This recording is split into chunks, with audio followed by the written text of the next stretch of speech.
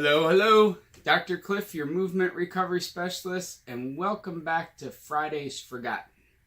This is episode 8, and today, as promised last week, we're going to talk about the dumbbell swing.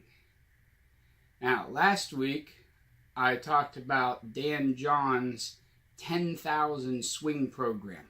If you missed that, I'll put a link up here, I think. It's up at the top somewhere. Pretty sure it's over here. But this week, those swings are done with a kettlebell. This week we're going to talk about doing swings with a dumbbell, which you don't see too often anymore. And if you do, you see some kind of modified version that's really doing a kettlebell swing with a dumbbell. I even tried looking this up on YouTube to get some examples, and the majority of what you'll find out there are some kind of bastardized kettlebell version of swing. Not the true late 1800s, early 1900s dumbbell swing that's a lot more like a one-handed snatch, which is a Olympic lift that'll build a lot more explosiveness and work your back and shoulder stability a whole lot more. Now, this move was popularized by Arthur Saxon, who was at the time considered by himself, of course, but by a lot of people, the strongest man in the world in the late 1800s, early 1900s. He was actually a circus performer that performed along with his two brothers known as the Saxon Trio in Germany. He also is best known, not for this lift, this was one of his favorites, but it wasn't the lift he was most famous for. He was most famous for the bent press, which we'll do another week. Maybe next week, maybe the week after. We'll get to the bent press. It's another unusual lift that has disappeared from your normal gym activities. He had the world record pressing over 370 pounds with one hand, mind you, in the bent press, and he wasn't the biggest guy. He was under 200 pounds. So think about that. You don't see too many people in the gym that weigh even over 200 pounds that can press more than 200 pounds overhead with both arms. So, today we're going to do the dumbbell swing. After I get a little more coffee in my body and change my clothes. So, let's head out to the gym. Okay, so here we are in the gym, and I have a 25-pound dumbbell and a 26, but we'll say 25-pound kettlebell, just so you can see the difference between a kettlebell swing and a dumbbell swing. I have this nice old school dumbbell. I figured why not, if we're dealing with a exercise from the early 1900s, why not have a dumbbell from the 1900s, early 1900s. This is a York dumbbell. Probably not early 1900s, honestly, because fixed weights like this didn't really occur until after World War II, but there's a good chance that this dumbbell is over 50 years old. Kettlebell swing that you're used to seeing, there's two styles. There's the Russian style, where you only come to about shoulder height, which I'm a fan of, and that could be a whole nother video on why. And then there's what's known as the American style, which you see more often in CrossFit, where you come the whole way over your head. And both of those are typically done the way I'm describing them with two hands, but they can be done with one hand as well, right? So they look like this, up here, or with one hand, like this. Now, there's also the kettlebell snatch, which starts down here, either on the floor or in the air, just depending, and goes over your head in one movement.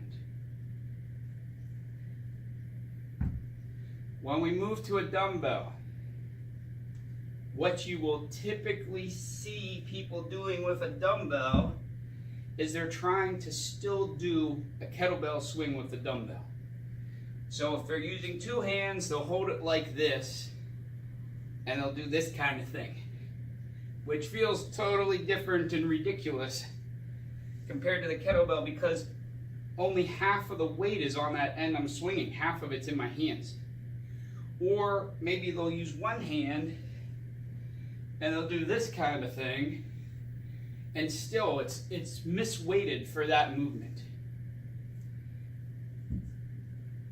The proper old school, forgotten, whatever we want to call it, dumbbell swing goes from here the whole way over your head in one motion with your arms staying straight, which will tremendously work all the muscles back in here, all the muscles back in here.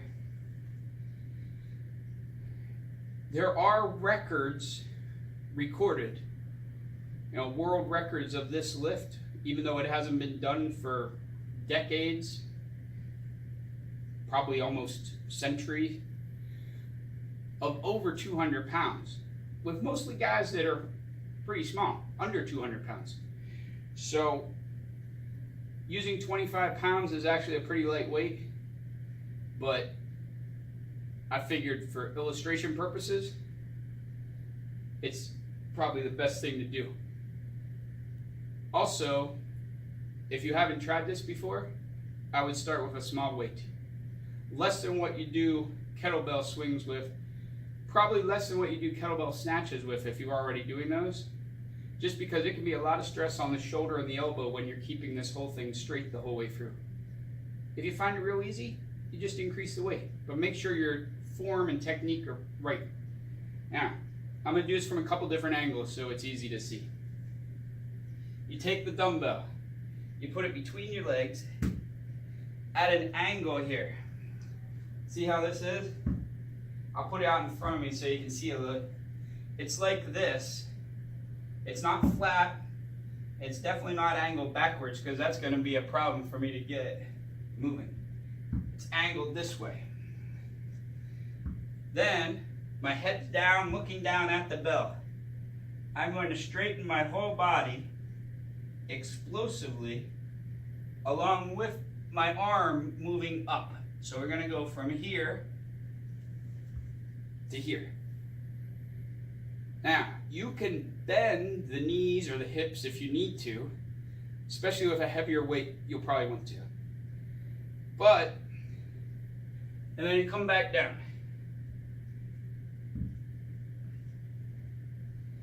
I'll do one from this angle so you can see. Here, here, and then everything comes up straight.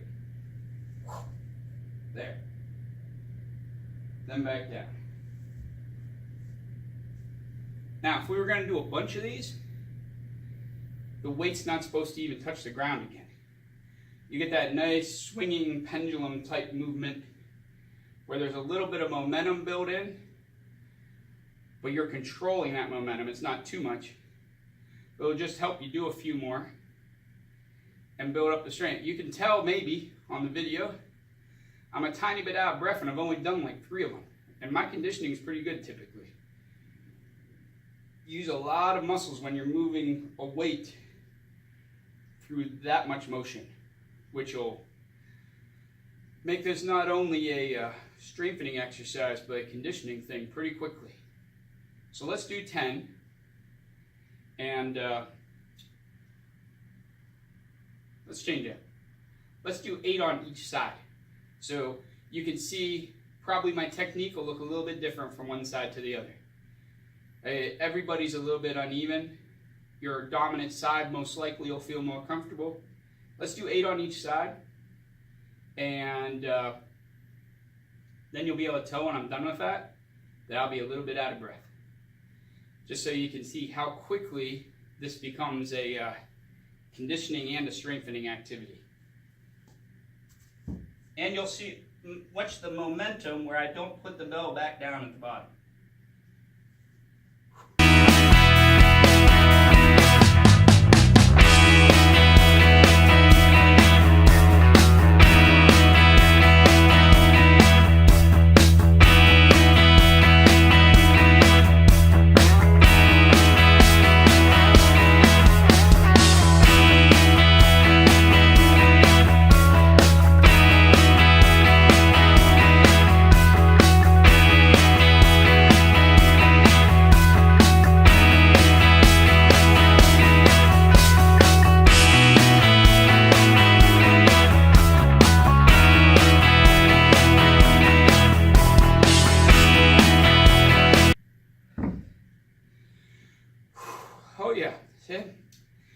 Definitely breathing a little bit harder. This is the Saxon Swing.